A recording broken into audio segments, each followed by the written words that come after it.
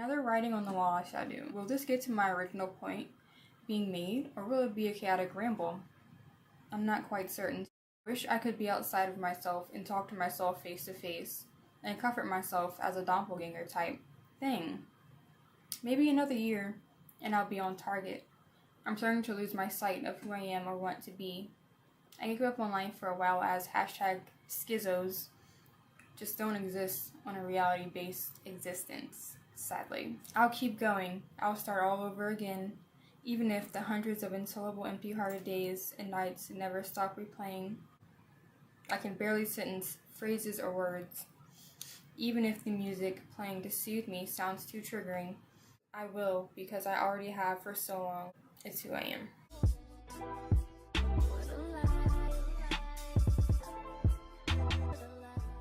Hi guys.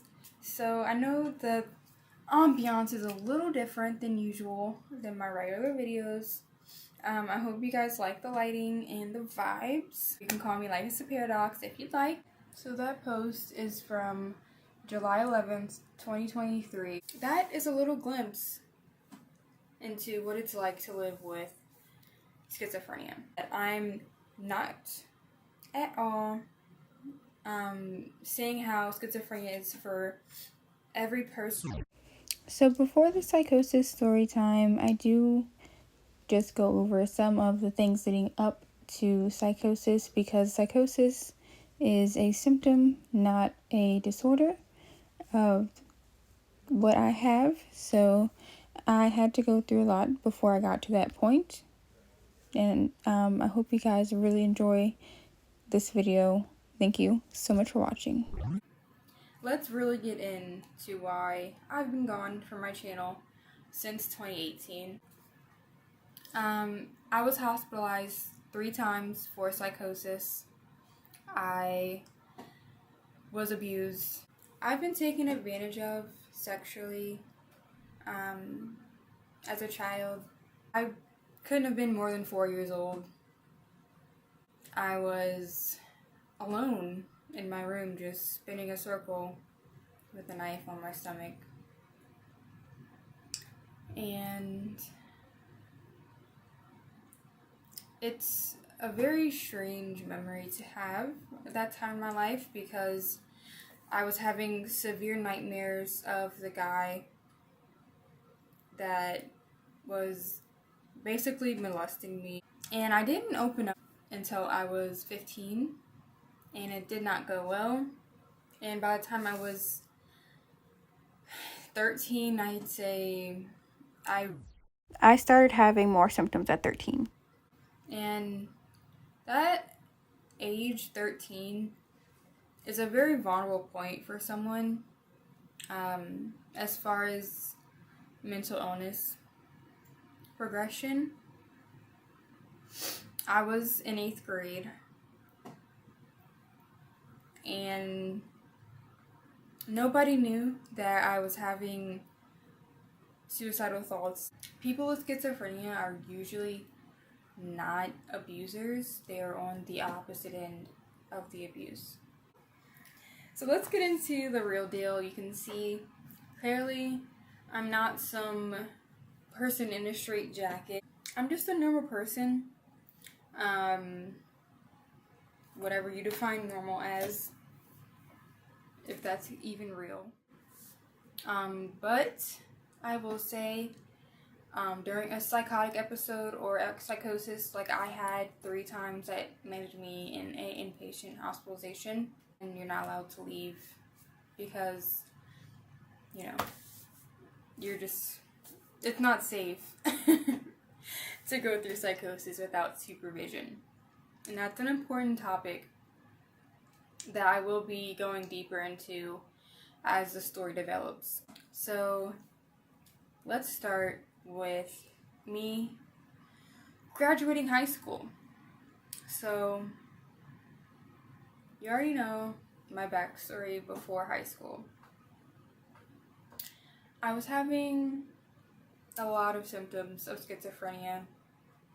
I had, by the time I graduated, realized that I need to see a professional and I need to be on treatment. I expressed this to the person that I expressed it to, and I was crying. I was reading a WebMD definition of schizophrenia, and I related to everything that I read.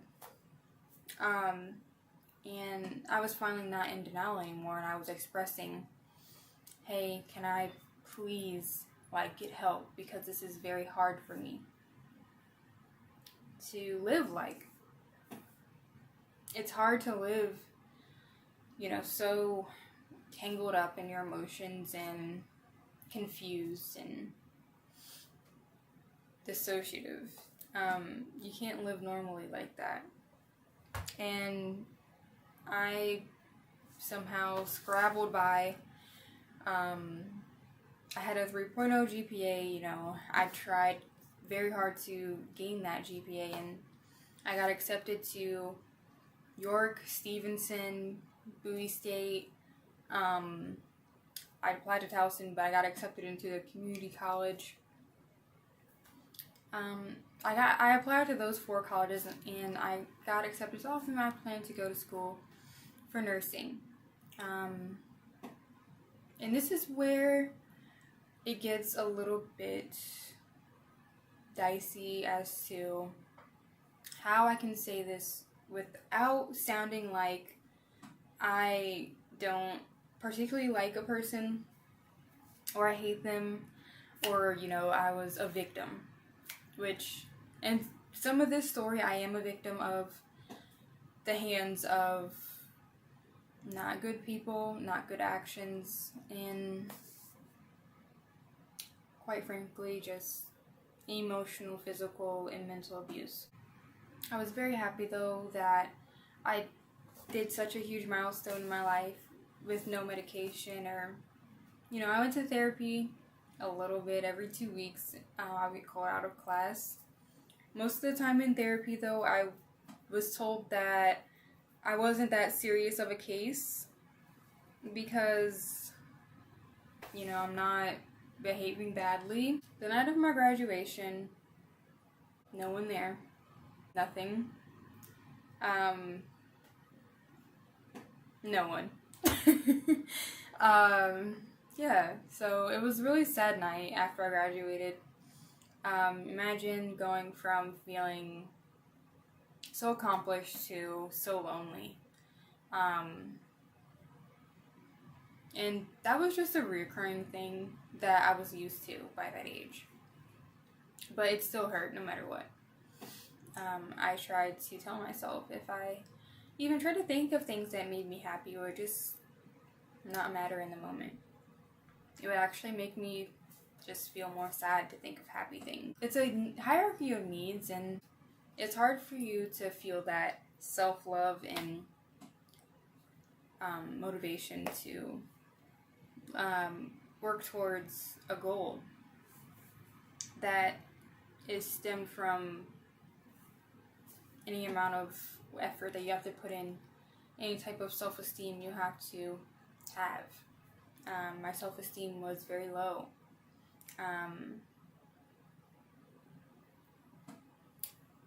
I was depressed. By the time I was working at Panera Bread one day, and I just decided not to go back. And that was October of 2018. And that is when I've had my first psychotic episode, or psychosis. So just a short disclaimer for this video. If you're watching this video and you have been on the giving side of any abuse that I went through, and you think that I'm going to tell it to everyone, I'm not going to give any real identifiable information about anyone, but I feel like if you feel the need to abuse a mentally ill person, and now you're afraid to get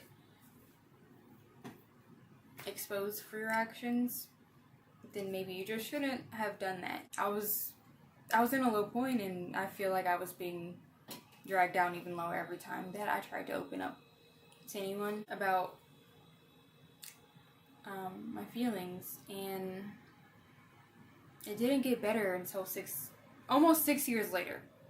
Okay, so I'm 18, I'm 24 now.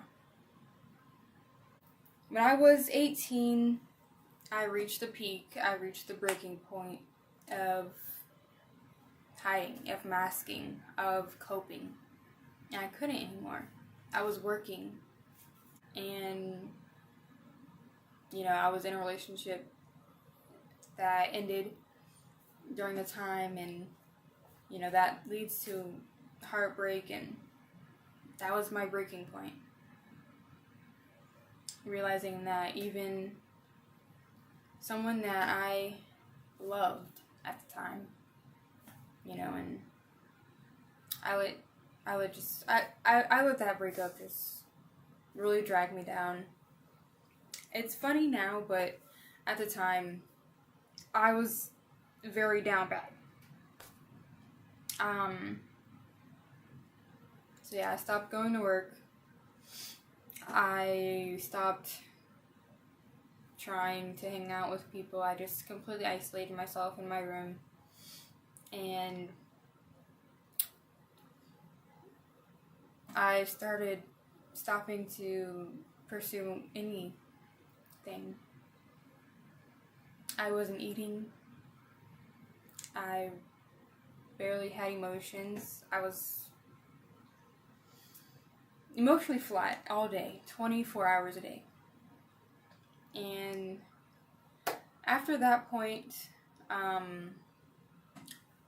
where my emotions started to be numb, when I became emotionally numb, I also, in hindsight, realized that is when my psychosis began. I wasn't sleeping either. I would stay up until the sun came up for about a week. In isolation and psychosis. Not like I was asking for help for 3 years prior to having psychosis or anything, and voicing that I think I have schizophrenia. So before I get into how I healed, let's talk about some don'ts of treating people with schizophrenia. I'm blessed to now have a great prescriber of my treatment. I'm blessed to have a beautiful relationship with my therapist. And I've been in therapy for 4 years. So, yeah, it takes time to heal. Definitely fully heal takes 10 plus years. So the psychiatrist diagnosed me with cannabis-induced schizophrenia. So that was after 3 days in the hospital that I got diagnosed with cannabis-induced schizophrenia after a negative drug test.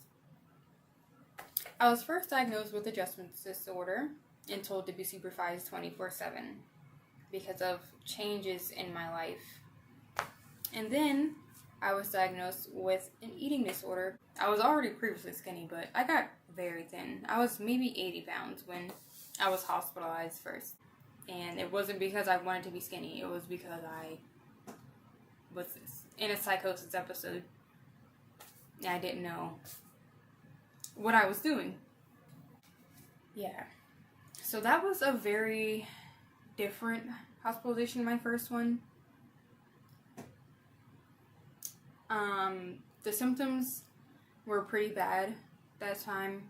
How I ended up in the emergency room in the first place was a cop, tackled me and put me in handcuffs and then tased me.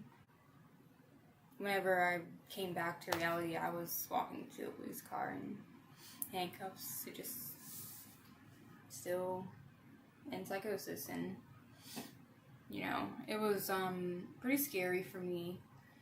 The reason they tackled me was because I told them that I need to sit down and I need to take deep breaths. So they told me that no, you need to come with us. And I was like on the brink of an anxiety attack. So I wanted to sit down and just let the anxiety attack pass. But, you know, cops, they don't understand that type of thing. So they tased me, and I was transported to the emergency room. And I was involuntarily admitted to the behavioral health unit. I ended up staying in the behavioral health unit for 3 months, and I refused medication. This hospitalization was probably the least ethical one that I have experienced. The doctor, you know, one time she called me to meet with me and she was like, I have to hurry up, I'm going to lunch. So I think that tells you all you need to hear, but we'll go on. The behavioral health techs would purposely trigger me by making loud noises next to me. I was giving a very high dose of a sedative that made my tongue swell up, and I could barely swallow. And they told my person that was checking on me that I wasn't taking a shower or washing my hair, but I was showering. But since I have natural hair, just wasn't washing it because they don't have curl-friendly shampoo in the mental hospital. We're chugging on. So I was there for 3 weeks. I did not want to go back to where I came from, and they did not care. I was discharged and told to take my medicine every day. The medication I was given was Haldol and Zyprexa.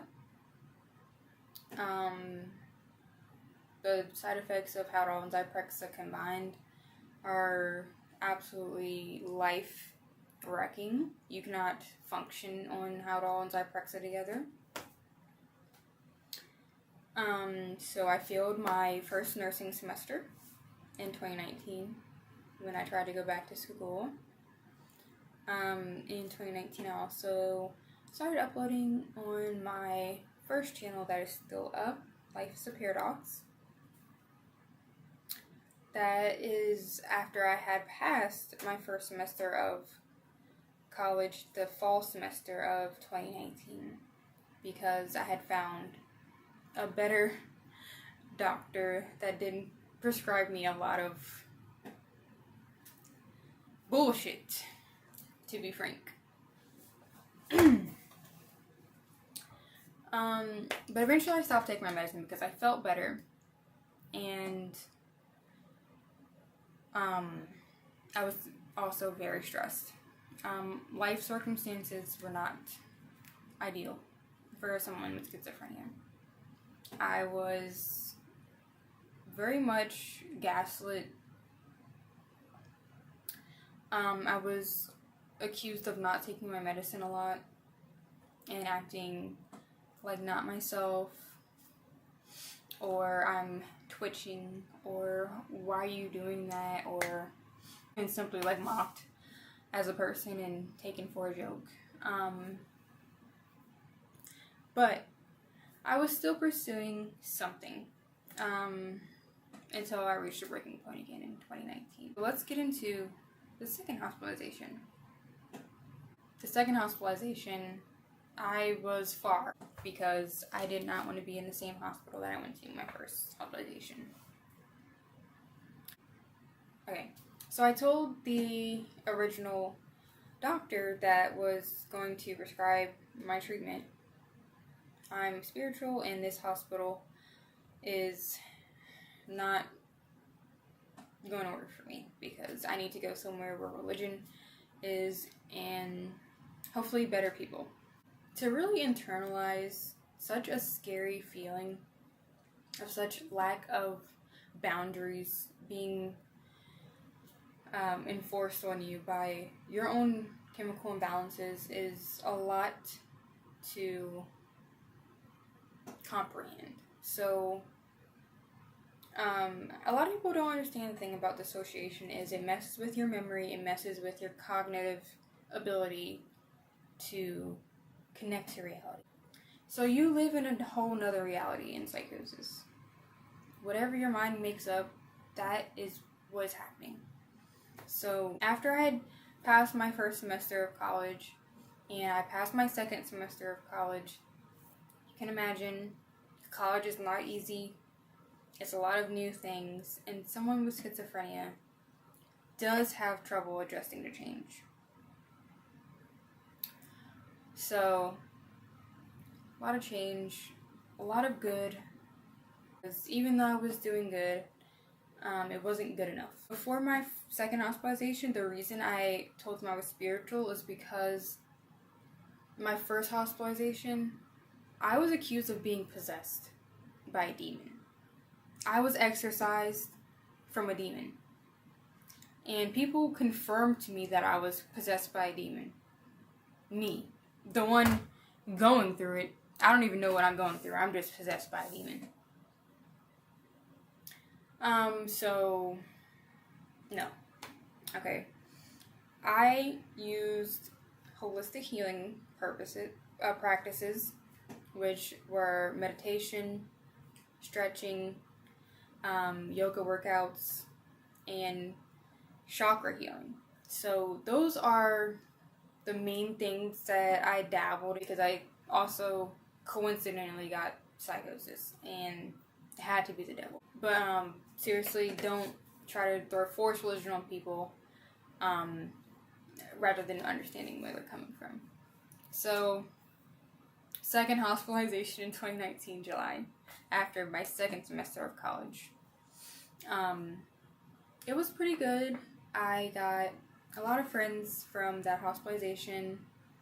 I grew a lot. Coping mechanism wise, I identified a lot of my triggers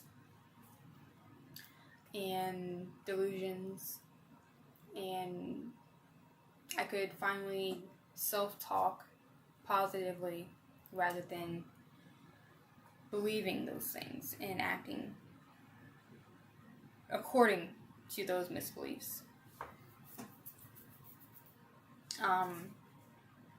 So I was in better control. I had a better handle on the dissociative part of schizophrenia.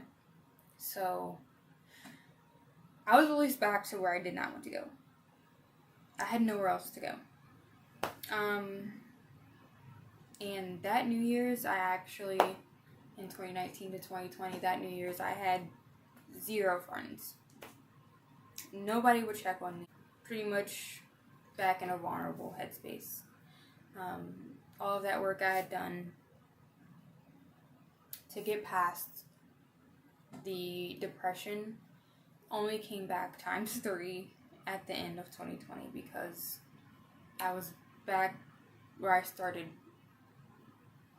but even worse. Okay, at least in high school I had some friends. At least in 2018 I had some friends. At least in 2019 I made some friends. But it is true that schizophrenia is very life-altering on relationships, jobs, and capabilities. So, I do want to say, if you are someone with schizophrenia, you don't have to believe that it'll never go away. Even if you relapse and regress and psychosis happens again after you feel better, you have to recognize that it's your mind protecting you. It's not meant to hurt you. It's not meant to be a barrier. Even though it is a barrier to certain goals that you may have, you have to push through. You really have to gain a sense of self-esteem before tackling that mental illness. I did everything I could to stay true to myself and my core and my sole purpose. I did everything I could to listen to my heart and not my mind, because connecting this and this for an average individual is difficult. When your mind is counteracting any productive thing, goal, dream, ambition, it can be very hard to persevere. So I got back into journaling because during my first hospitalization, which I did not mention, all of my journals were gone through.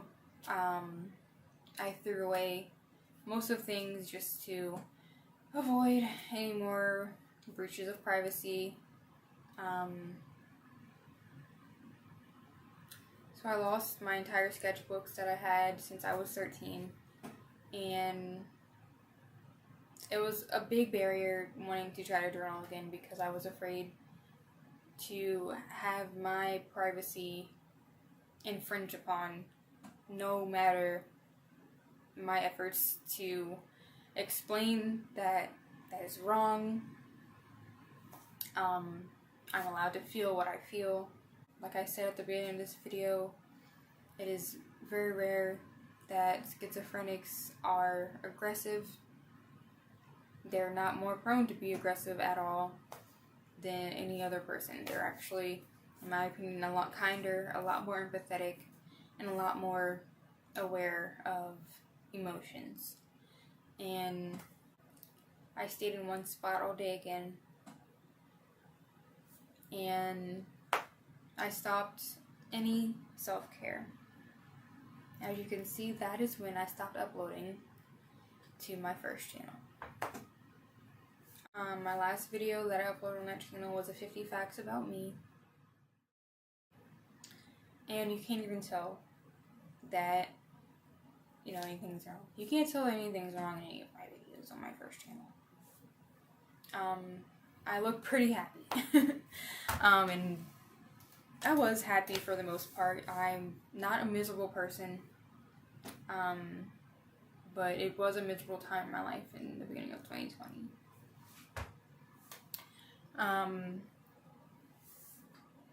And I began to be again. And I just want to do a disclaimer, trigger warning. This does mention self-harm. So if that triggers you, you do not have to watch this video. I tried to take my life in January of 2020. I stopped myself and I made a cup of hot chocolate, and I just sat back in my spot. And at this point, I was not on any medication. I had not gone to my doctor in a while. I was very depressed. I could not function normally. And without a support system, it's just hard. This is a very hard topic, so I do apologize, but I'm trying my best to keep my emotions under wrap. I never have told this full story before, and I'm not including any names, because I chose to go back into contact, and I'll explain that later. So 2020, January, after that, I began being threatened. So, And that's not a universal thing. I know some people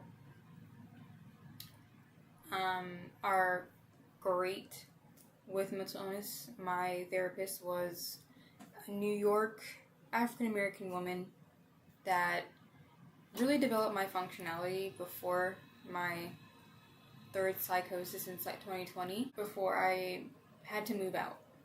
And this therapist would just let me talk. No cutting off. No ingrained ideals about my mental illness. They only wanted to listen, and I never had that before. Even my previous therapist would kind of joke with me and turn every session to satire. But this therapist actually helped me a lot. So not every Black family is, what is there's not stigma in every family. Let's get into when the abuse started. I'm going to name my first abuser Kyra.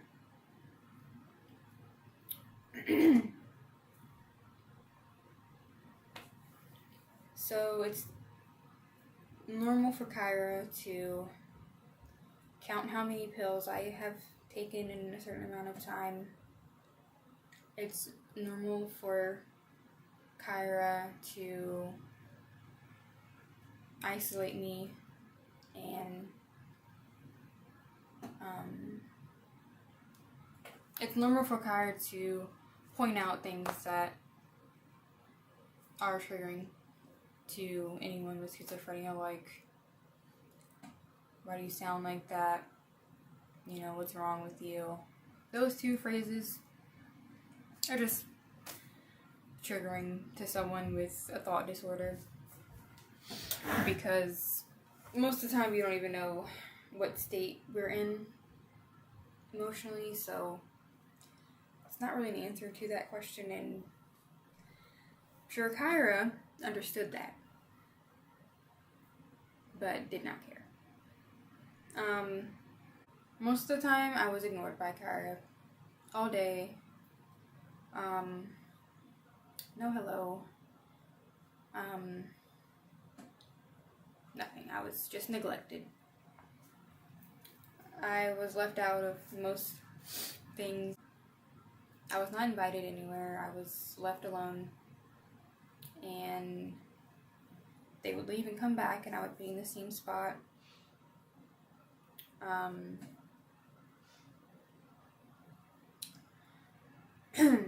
Sorry, this is a really hard part for me to talk about. I just, plain and simply, I just did not want to exist anymore. I was over. I was over everything. I was over being accused of not taking my medicine when I didn't know if it was the right medicine anymore, because I had gone a long time without seeing my doctor.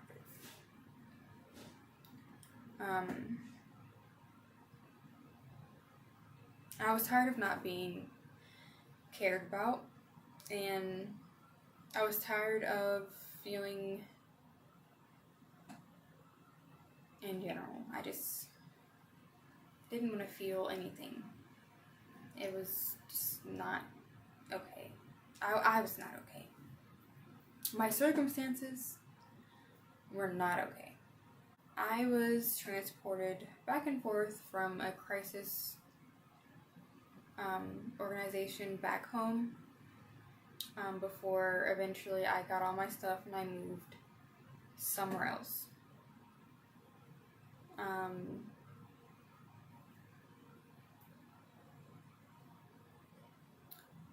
Sorry, I just need a second. 2020.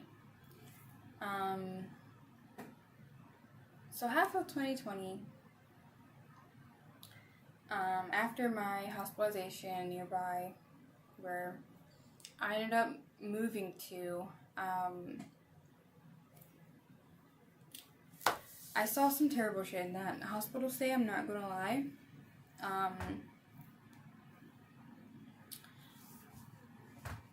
I saw someone younger than me. I was 20 at the time. No, I was 19 at the time. And someone younger than me, I saw them getting sexually assaulted in the room next to me. But I was going through psychosis, so I thought I was hallucinating. I only knew for a fact that's what I saw after I noticed how the girl was acting around the man.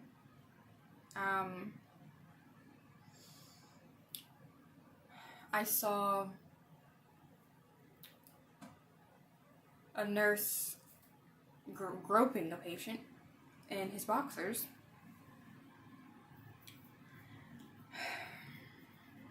I saw a lot of people that are vulnerable be treated absolutely horrible. So, me being my experienced mental hospital patient, I was vigilant of my surroundings. I demanded proper care. I love the nurse practitioner that I was assigned to. He personally sat with me and watched me eat and talked to me and stayed with me until I fell asleep in a room, not the behavioral health floor. He got to know me. He asked me about my interests, and the psychologist that was prescribing my treatment also did the same thing. Very, very well treated at this hospital, but I saw some terrible things. And I feel like the only reason that hospital stay was good is because I advocated for myself. I didn't get any visitors. I did not allow anyone in. I don't care who it was. I don't want to see you. You weren't there for me. It's too late now. Because I don't give a fuck anymore about you. So, and that's how I felt at the time. But, yeah, I was angry. I had finally lit anger. And this is what they don't tell you about suppressing your emotions for a long time. All of that combined distress will turn into a crash out, essentially. So, I yelled a lot. When I didn't have to, and I knew that. I was never one to yell. I was never one to lash out. I was never one to break things. I was never one to break things that,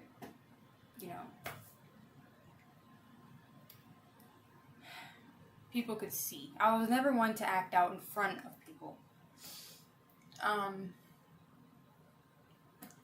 But when you abuse someone and you think that they're submissive to any abuse, and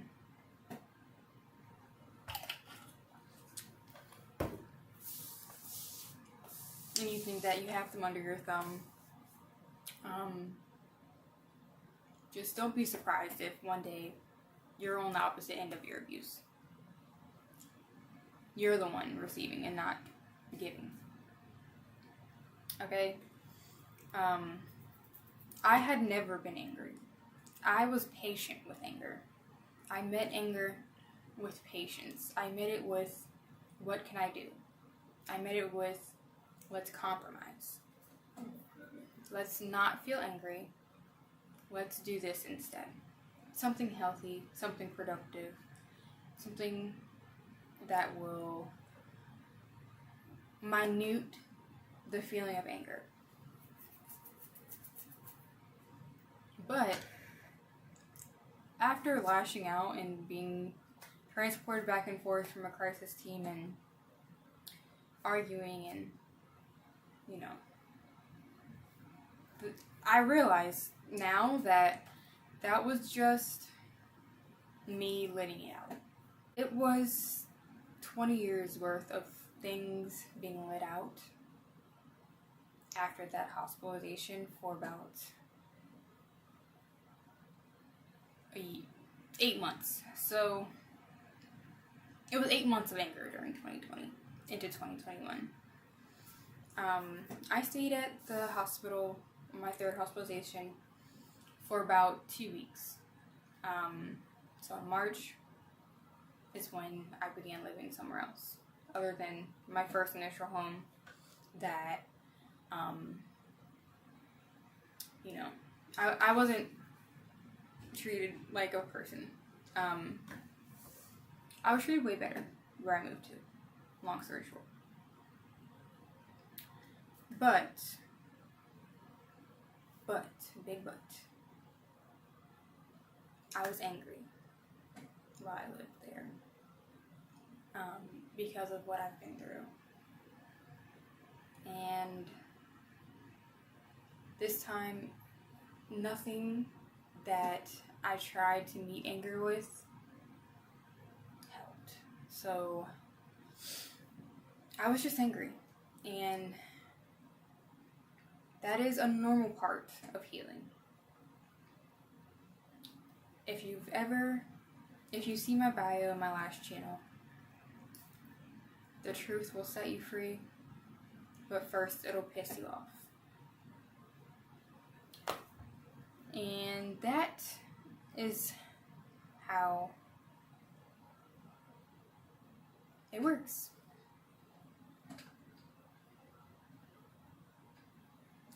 You get angry. You get pissed off. And I was pissed off at my entire abuse that I went through. I was no longer feeling learned helplessness. I was no longer having blockages with communication and understanding my emotions. I was more clear-headed. But that only made things worse about what I went through, because I realized I was taken, I was treated poorly. I was abused by multiple people. I was angry, and it's funny now, but it was not funny then. It was fucking terrible. So let's get into some of the domestic situations that I got in. Aside from throwing a glass tray into a wall and putting a hole in it in front of Kyra, when they were yelling at me and not listening,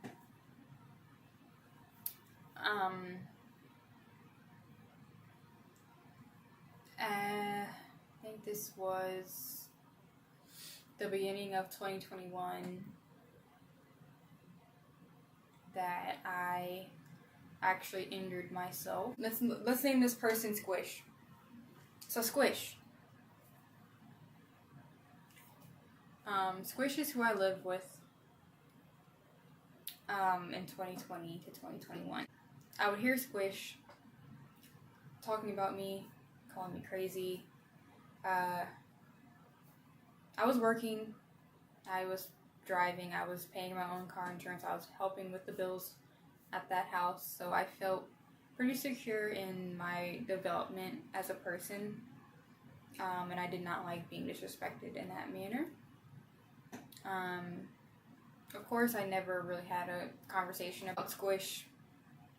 I never had a conversation about Squish talking about me like that. I broke my wrist and my pinky punching a door that they were blocking, Squish. It was a metal steel door, and I punched it maybe 8 times, full force with my right hand. I dislocated my shoulder, fractured my knuckle, and my wrist. So I had to be in a sling. Squish would purposely change the channel when I was watching TV because I wasn't able to work. So I would just not be able to watch anything I wanted. I would try to pet my pet. My pet and I would have little time where I could pet them, but if the Squish saw me petting, my favorite animal that I've ever had, my closest companion that really helped me,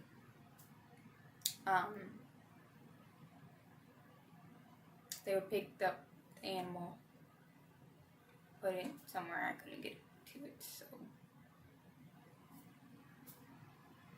that's fine, I guess.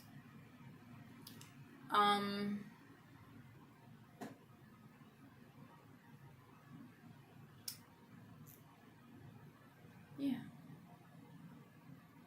And the climax of that whole anger was what landed me behind bars for a day.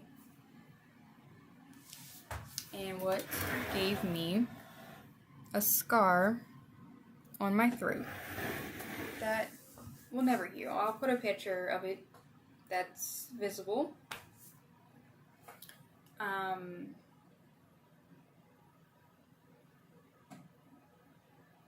So let's get into that story. This was May of 2021. Getting to the end of my time living there. And my anger stage of healing. I came home one day after being at a friend's house, and I was looking for something that I had left and realized that the other person I lived with was in my room looking around, and I was not there. So I just let them know, don't do that. It's like not your stuff in there. There's nothing in there for you. So I would like you to stay out when I'm not here. And that was probably the 8th time I've caught that person in my room when I'm not there. But Squish decided to come out and start pushing me, yelling at me, and spitting on me. That's very frightening for a small person like me, because Squish was about 3 times my size. So, what do? I grab something to protect myself. I grab something to protect myself because I'm being pushed. I'm being spit on, and I'm being provoked at this point.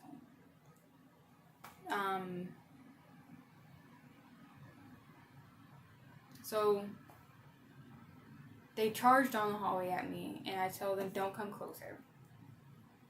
It's what I did.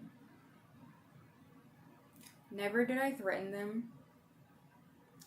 I just told them not to come closer. So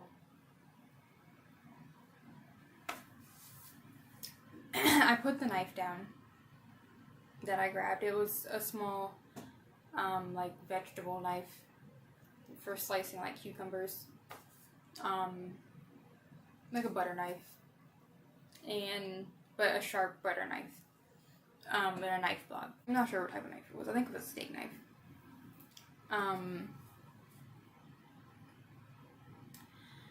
After I put it back where I got it, they proceed to choke me with their hands around my neck and pull my hair. At the time, I had about 30 inches of locks, of soft locks. So I had soft locks and they were 30 inches. And Squish was pulling me by my hair and my throat all around the house. Throwing me on my floor, on my bed, and eventually off the front porch telling me not to come back. and that they were going to call the police. So that ended up being, you know, a shit show because they could have ended up in jail. And I was put in handcuffs. And I was asked, did I want to argue, when I told them that I didn't do anything wrong. So the charges were second-degree assault. Clearly, that was not standing up in court. I was the one with bruises and scratches and a sore neck the next day, so yeah.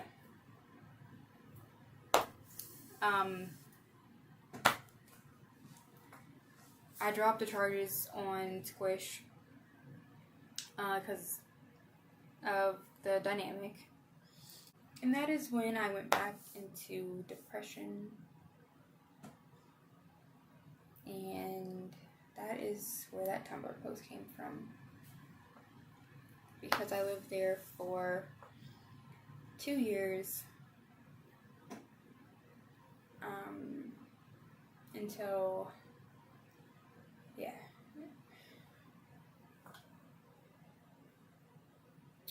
I'm glad the worst part's over because that's the end of the abuse. Beginning of 2021 in my new place was actually amazing. I had a great job when I started working in healthcare, and I returned to YouTube. And I made a few videos in 2021 on my simming / lifestyle channel. But that channel is now gone because I just deleted everything and wanted to start fresh. I didn't like the quality of the videos. I felt like that's not something, those videos were something that, you know, aside from my 22nd birthday transformation, I felt like I was not happy with how my channel had came out. And I turned to Instagram for all of my creative posts for most of 2022 and 2021. Fast forward to 2023, after the depression was back and I could not get out of that rut for anything, mostly related to working full-time and going no contact with majority of the people that were abusive towards me, and breaking no contact and going no contact again, breaking no contact and going no contact again. It was just a vicious cycle of lack of self-worth and things of that nature. So how did I get here? How am I still here is a better question. Art is a very good medium to process your emotions. Creative outlets are great for people on the dissociative disorder spectrum. It messes with your memory, it messes with your speech, it messes with your motivation, but a visual representation of how you're feeling and illustrations like to inspire you, like a vision board that I made in 2018. Most of those types of things, journaling, art, vision boards, posting on my blog, and making content, those were all outlets that helped me. So it might not be as simple for other people,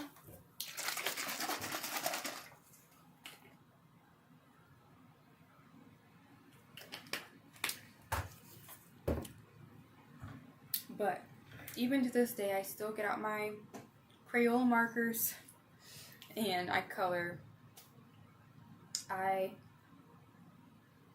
plan to really just start creating as much as I can this year. That's number one on healing. You have to find something that takes your mind off of whatever you're thinking, whether it be bad things, symptoms that you're going through, negative memories, anything related to trauma responses. Doing something with your hands really helps, because sometimes it's impossible to just verbalize it, you know. The best thing is to verbalize it, but sometimes that's just not ideal, you know. It's not going to work for everyone to just talk it out with a dissociative psychotic disorder. So it's definitely a tricky one to try to heal. Secondly, in 2023, I decided that I was going to find a new job that was better for me. I didn't want to be in any toxic environments, so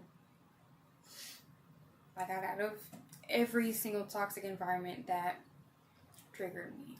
And if I couldn't get out, I would drive somewhere that was just an escape for a little bit. So just get away and be alone. Learn to be alone. It's very hard for people, for me, being alone, especially in the beginning stages of going into healing, because of the nature of delusions, and being alone, just sometimes you need that person with you to reassure you that, you know, you're not by yourself.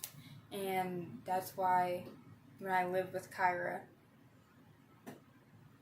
it was a little hard, you know, hard to persevere because I just felt so alone. But luckily, I was with a friend this time. Someone close to my age, and took me in even after I was accused of being insane and, you know, trying to kill someone.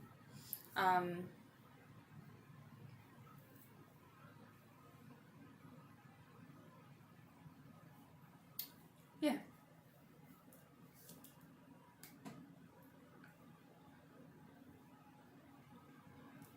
And that leads me into number 3.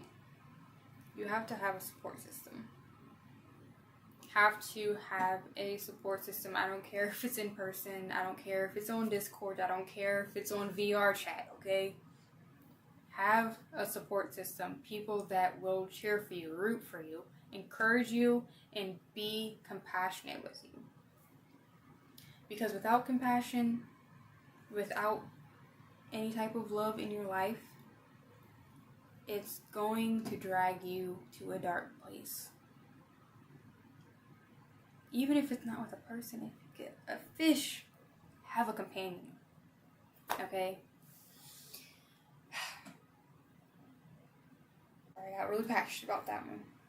So, let me take a break to say this. If you are someone who I've been friends with throughout my entire life, throughout the entire misinformation that the toxic people in my life tried to frame me for, the entire toxic person I was framed to be, you know, by these abusers in my life, if you sat there with me, held my hand, listened, cared, I just want to say I would not be here without you. And I love you. And we're going to be friends forever. I hope.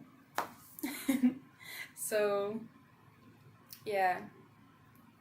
After I got a better job, moved to where I am now, it was 2024.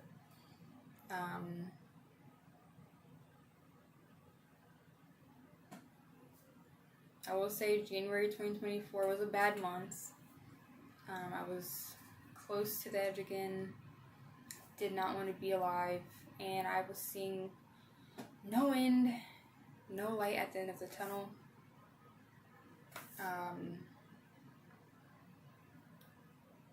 And then I met someone that changed my perception of love, changed my perception of acceptance, and it changed my connection to others, my ability to connect to others. So it's very important to meet people that click with you and don't degrade you for who you are. And that is not the last thing that I did to heal myself. Got very passionate about that, so I'm sorry. But I'm just passionate about my story because it's just so real, you know, like it's just a misunderstood mental illness, and I was treated so poorly. I was treated so inhumane, and all because I just wasn't taken seriously. I just, you know, mentally ill, schizophrenia, no hope for you. Cut and close case. So that brings me into my 6th point. Don't settle for mediocre healthcare. And I know that's hard in America.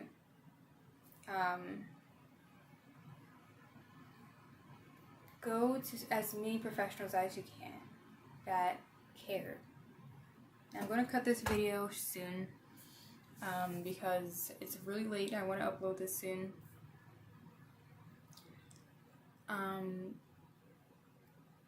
And after 2024, it was some rough patches, as humans have. I definitely got as far as I wanted to.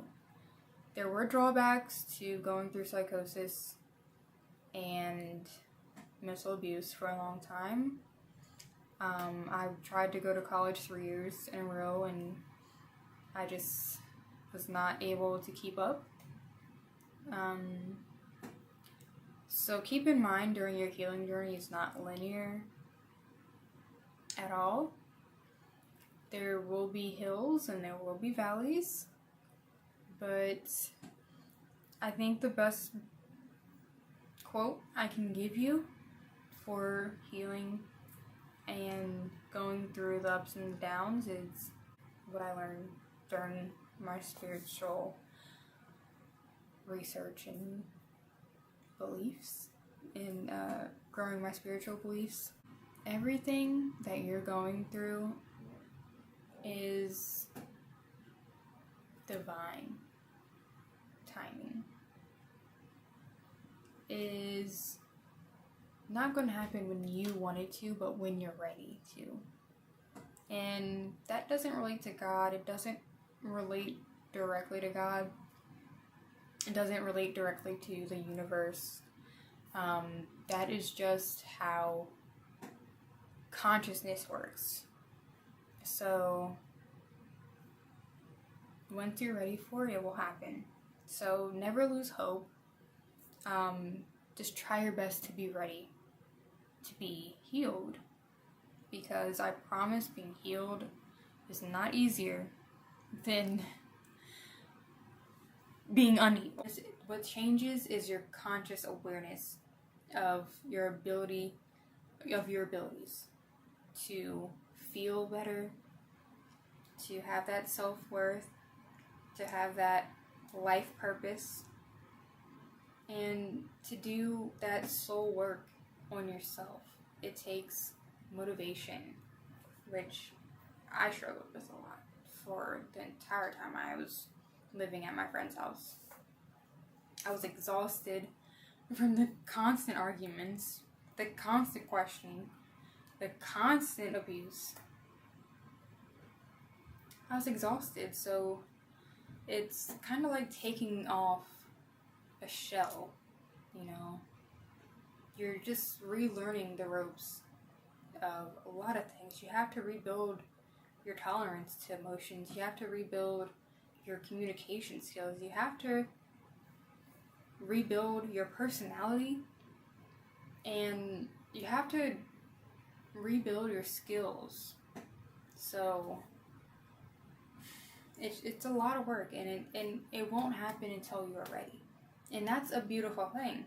You don't have to try to feel rushed. You don't have to, you know, I gotta do this by this week, because it's not gonna happen if you rush it. You have to let divine timing take its place. So that's all I'm gonna say on my schizophrenia story for now. I think I left out some parts, but the most important parts are there. I will edit and try to add any information that I feel is necessary.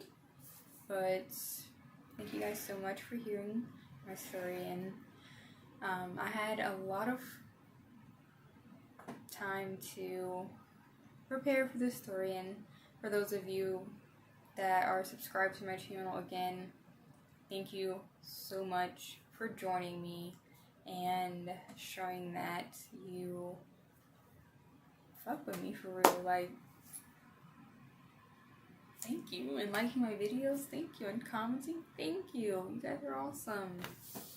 You can rebuild yourself into whoever you want to be and start new each time you need to.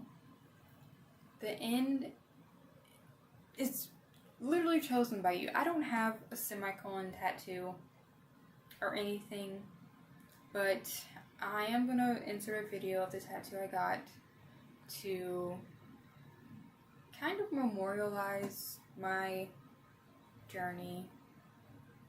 And it basically means, am I really alive, in Japanese. I got it, and this is a tattoo that I wanted since I was 14. It's not what you do, you know, it's not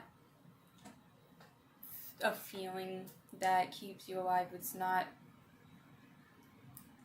anything. Being alive is, to me, like, at a certain point, it was questionable, you know, like, it was just so questionable. But now, the tattoo just reminds me that, you know, I'm alive. Am I really alive? Yes. And it's just like, every time I look at the tattoo, it just reminds me, it's like a hug to my brain, you know. That's enough on the tattoo. It's just good energy that I feel every time I think about it. So I forgot what my original goal was, I'm not even gonna lie, of bringing that up. But yeah, you write your own story in life. So choose to be alive, and choose to rewrite your story as many times as you need, because you got this. I did it, and so can you, because I'm not shit.